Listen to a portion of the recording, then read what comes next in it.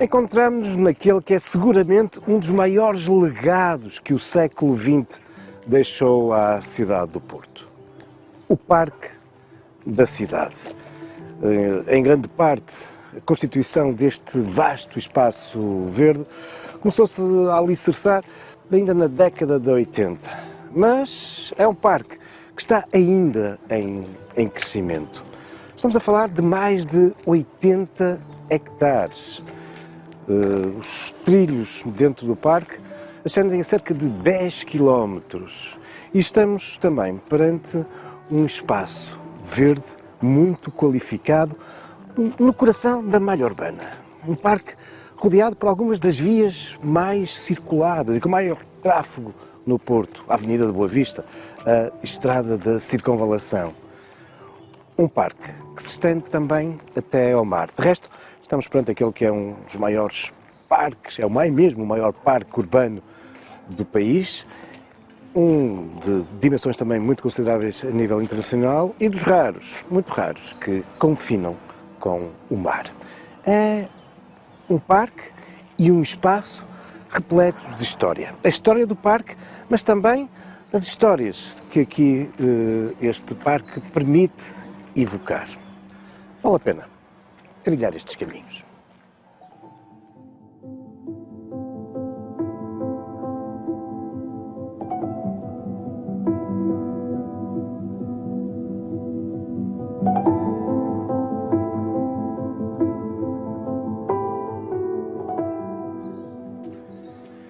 De algum modo, podemos considerar que as origens do Parque da Cidade remontam a 1932.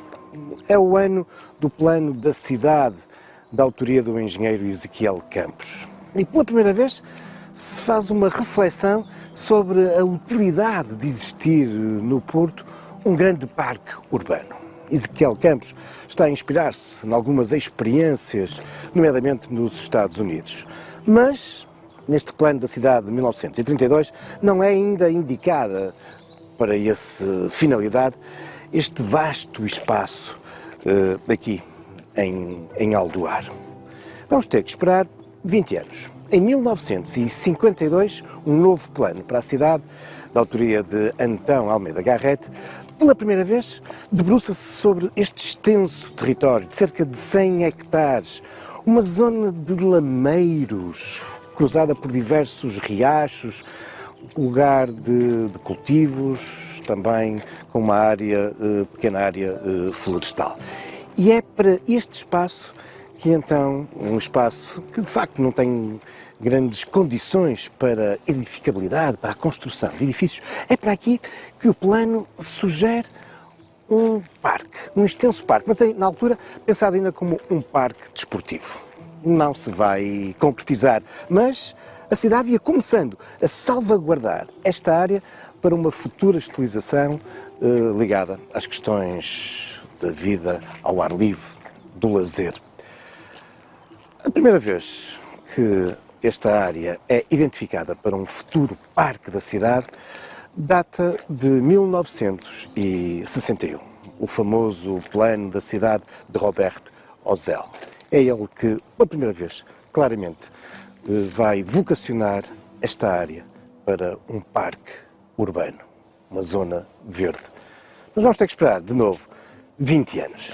É só em 1981, em grande parte impulsionado pelo então vereador da Câmara, o arquiteto Artur Andrade, que se dá início aos planos para se concretizar este parque.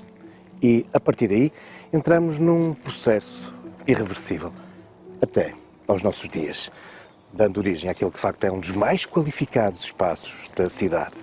Desde 81, diversos presidentes da Câmara passaram pela idealidade. Vários vereadores foram responsáveis pelo pelouro e pelo Parque da Cidade. Mas um aspecto comum, o empenhamento ao longo de todos estes anos na concretização deste parque.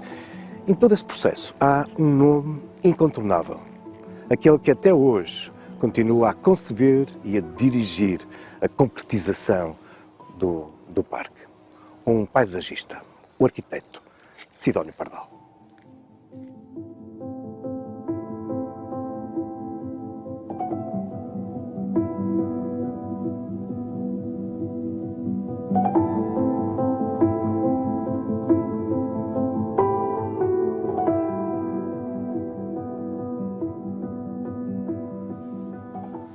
Profundo conhecedor e estudioso dos parques urbanos, o arquiteto Sidónio Pardal, como que aqui faz uma síntese muito desse conhecimento, inspirando-se quer em experiências mais contemporâneas, mas também de alguns históricos parques urbanos, como é o caso de Central Park em Nova Iorque.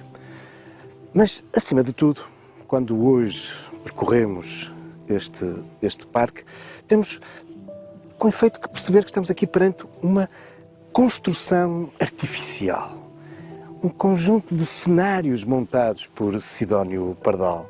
De facto, é um espaço natural, incontornavelmente, mas ele resulta de toda uma concepção e de toda uma intervenção paisagística. Provavelmente, muitos dos espectadores que se recordam deste espaço antes dos anos 80, se recordarão como tudo isto era, de facto, uma zona de lameiros relativamente plano, descendo suavemente desde Aldoar em direção ao mar. Ora, uma área plana é algo que, de facto, nós hoje não encontramos aqui. Sidónio Pardal vai modelar completamente este território, criando elevações, criando também circuitos muito sinuosos, os tais cerca de 10 km de percurso. Ora, o parque é extenso, é muito extenso, mas o facto destes caminhos serem também muito curvilíneos, muito sinuosos, dá a sensação para quem o percorre que ele afinal é ainda maior, de facto se apresenta.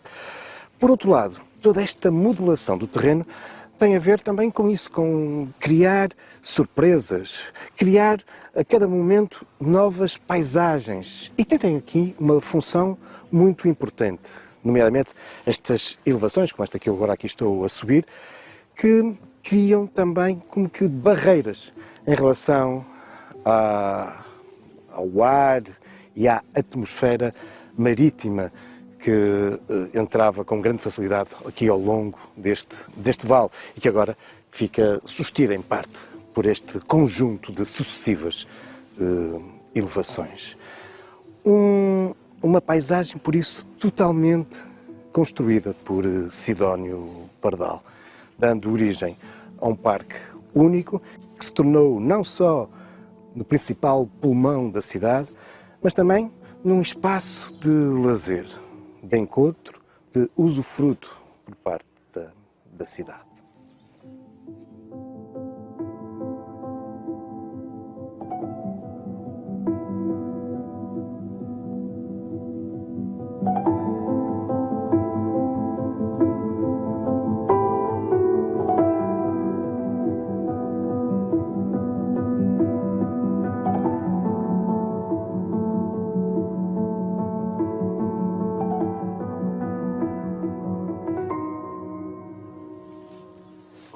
Estas profundas modelações do terreno criaram no espaço do parque diferentes áreas, desde espaços abertos, amplos, outras áreas mais arborizadas, há até alguns verdadeiros nichos ecológicos, zonas praticamente intransponíveis de silvados, mas que têm uma grande importância na biodiversidade, como refúgio para muitas espécies. Mas um dos cenários mais impressionantes que o parque nos apresenta, fruto destes revolvimentos e transportes de terra, são os lagos, extensos. E, aparentemente, não é de admirar, porque, como bem sabemos, esta era uma zona de lameiros, mais do que isso. Era um espaço que era corrido por 3 pequenos ribeiros que se iam juntando e depois afluíam no mar.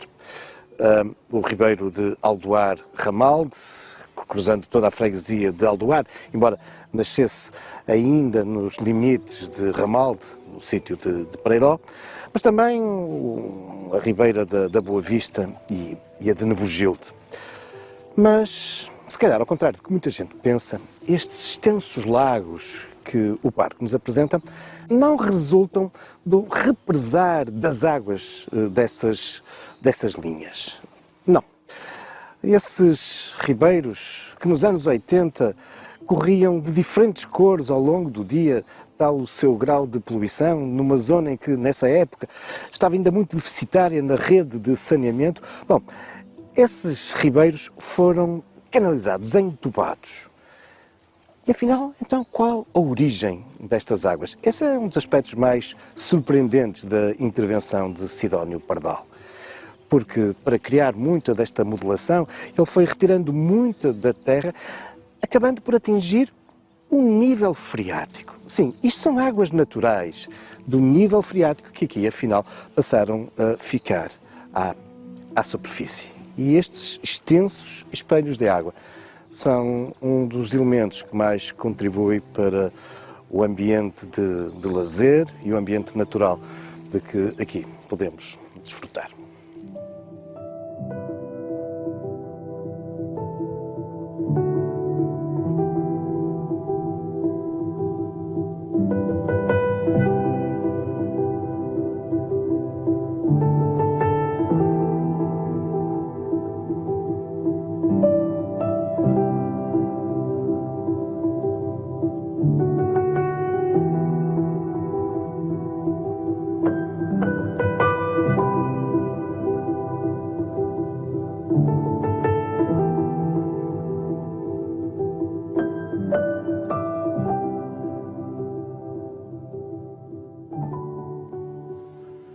Nas estratégias cenográficas criadas por Sidónio Pardal aqui para o Parque da Cidade, para além dos caminhos sinuosos, para além da modelação do terreno, da criação dos lagos, o visitante depara-se também com um grande conjunto de ruínas. São, obviamente, construções de Sidónio Pardal. Não deixam de ser, como facilmente constatamos, restos de facto de antigas construções, mas elas não se encontravam aqui. Estes amontoados de pedras que constituem caprichosos aglomerados foram para aqui de facto transportados e criados estes cenários. Mas se na sua maioria estas antigas pedras estão aqui colocadas de um modo que não correspondem ao seu aspecto original, há, no entanto, uma ou outra construção antiga que aqui foi remontada exatamente no seu aspecto original. E uma dessas peças fica exatamente num dos extremos dos lagos. É uma monumental fonte. Monumental e histórica fonte da cidade. A fonte de Águas Férreas. O lugar de Águas Férreas, ainda hoje o topónimo subsiste ali próximo da Rua da Boa Vista. Esta fonte ficava originalmente não muito distante do sítio onde temos nos nossos dias a estação de metro da Lapa e do seu parque de estacionamento anexo. Era uma fonte, como podemos observar, de grande dimensão, mas tinha uma característica muito interessante. Era uma fonte termal. Sim, termal. Aliás, em frente à fonte, durante muito tempo, nomeadamente no século XIX, desenvolvia-se uma pequena alameda arborizada, com bancos, onde as pessoas se sentavam enquanto faziam os seus tratamentos. E o tratamento consistia, nomeadamente para quem sofria de anemias, de se deslocar até uma destas duas bicas e beber essa água. Como o próprio nome indica, Águas Férreas. Estávamos perante uma fonte de água ferruginosa, com um grande teor de ferro. E alguns dos tratamentos, nomeadamente dessas anemias, passavam por beber desta fonte. Sim, desta fonte, porque uma das características é que este local apresentava-nos duas bicas. Uma de água perfeitamente normal.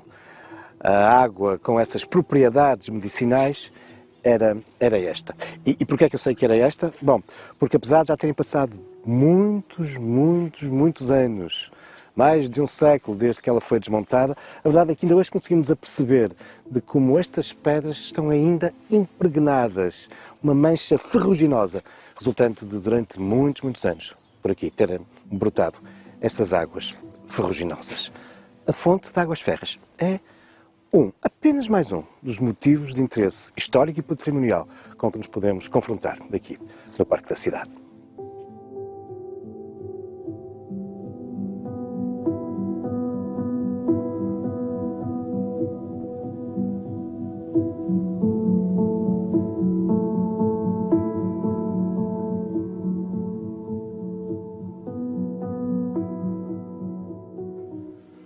O Parque da Cidade localiza-se e ocupa uma área muito significativa da freguesia de Aldoar, um espaço durante séculos marcado pela sua ruralidade. Aliás, foi só a pretexto da abertura da Estrada da Circunvalação, em 1895, que Aldoar passou a integrar a cidade do Porto. Até aí era um arrabalde pertencente ao vizinho concelho de Matosinhos. Terra irrigada por esses riachos que aqui cruzavam, terra muito fértil, de grande produção, nomeadamente de milho e também de gado vacuum. Aldoar e Ramalde chegaram a exportar no século XIX gado para a Inglaterra. Ora, estas marcas da ruralidade estão muito vivas aqui no Parque da Cidade, uma vez que estes antigos lameiros e campos de produção agrícola tinham uma estrutura habitacional e de armazenamento para alfaias que perdurou até os dias de hoje. O núcleo rural do Parque da Cidade, hoje adaptado para espaços de mercados, algum apoio de restauração e café, é uma parte integrante e das mais concorridas do Parque da Cidade.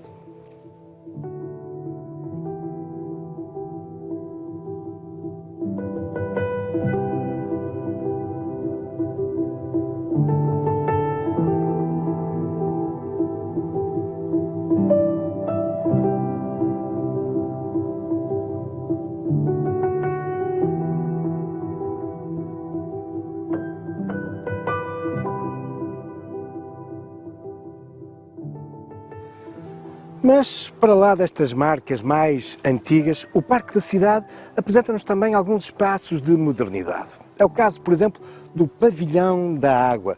Foi concebido e montado originalmente na Expo 98 em Lisboa. Mas depois, este projeto dos arquitetos Alexandre Burmester e José Carlos Gonçalves foi remontado aqui. É um espaço tutelado pelas Águas do Porto, um espaço museológico, de laboratórios, de exploração pedagógica em torno da água. A água, que afinal é também uma das importantes marcas identitárias deste espaço.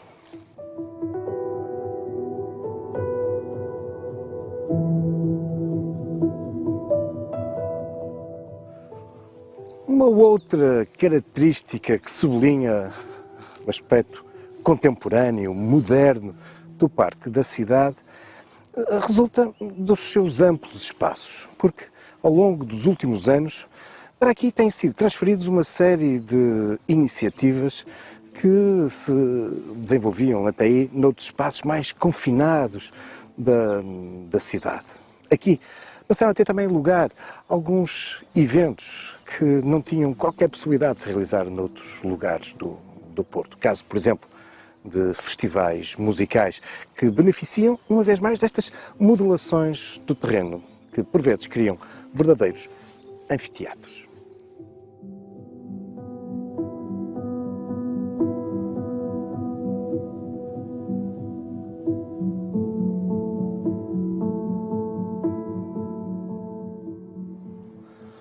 Outra das características muito interessantes da intervenção que se foi desenvolvendo aqui nesta área para criar o Parque da Cidade foi o facto do arquiteto ter optado por não desenvolver um sistema para canalizar e receber as águas pluviais, as águas da chuva. Pelo contrário, concebeu todo um conjunto de cavidades para onde naturalmente as águas vão correndo, dando origem a pequenos charcos que muitas vezes coincidem também com esses espaços mais fechados, de vegetação muito densa, que funcionam como importantes nichos ecológicos, contribuindo também para que este seja, de facto, apesar de totalmente construído, concebido paisagisticamente, mas este seja um espaço natural privilegiado. Um aspecto também curioso e que ao longo destes anos tem suscitado muito debate na cidade é o facto de serem praticamente inexistentes os equipamentos de apoio ao visitante. Desde instalações sanitárias a cafés, praticamente não existem no parque. Mas isso tem muito a ver com o projeto inicial para o Parque da Cidade, concebido por Sidónio Pardal, muito inspirado em outros modelos, incontornavelmente sempre o caso do Central Park, para ser um parque que teria frentes urbanas, ou seja, os seus limites seriam caracterizados por construções voltadas para a estrada de circunvalação, para a Avenida da Boa Vista, mas prova de que a cidade foi desenvolvendo uma grande relação afetiva com este espaço e se foi envolvendo na própria forma de o conceber, é que, a partir de determinada altura, a Câmara Municipal, pressionada por muita da população, entendeu que essa característica de frente urbana não deveria existir. Só que era exatamente nesses edifícios que se localizariam, na concepção inicial do arquiteto, se localizariam esses equipamentos que depois poderiam apoiar quem aqui percorria o Parque da Cidade, desde ir à casa de banho a comprar um simples gelado. Mas sim, a cidade de algum modo impôs ao arquiteto esta nova configuração, esta outra forma de o parque se abrir sem barreiras para a cidade.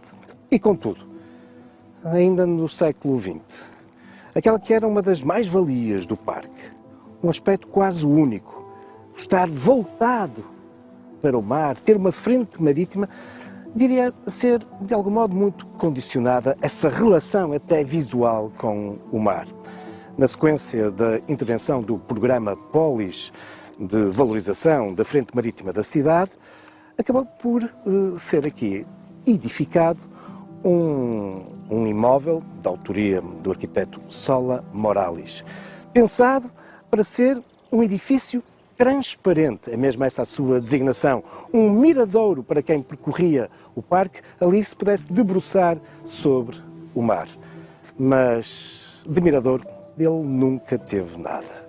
A cidade nunca o entendeu, nunca o utilizou como tal e, pelo contrário, foi sempre criticando esta barreira que impedia uma livre circulação e uma livre visionar a partir do parque sobre o mar. Aliás, como bem sabemos, muita gente vem pedindo para que o edifício pura e simplesmente desapareça. E seria provavelmente uma boa solução. Certo, é que o Parque da Cidade veio para ficar. É hoje percorrido diariamente por milhares de pessoas. É um dos corações cívicos do Porto, para lá do seu mais importante pulmão, através destes trilhos. Seguramente que se vão continuar a contar factos, também algumas lendas, futuros caminhos da história.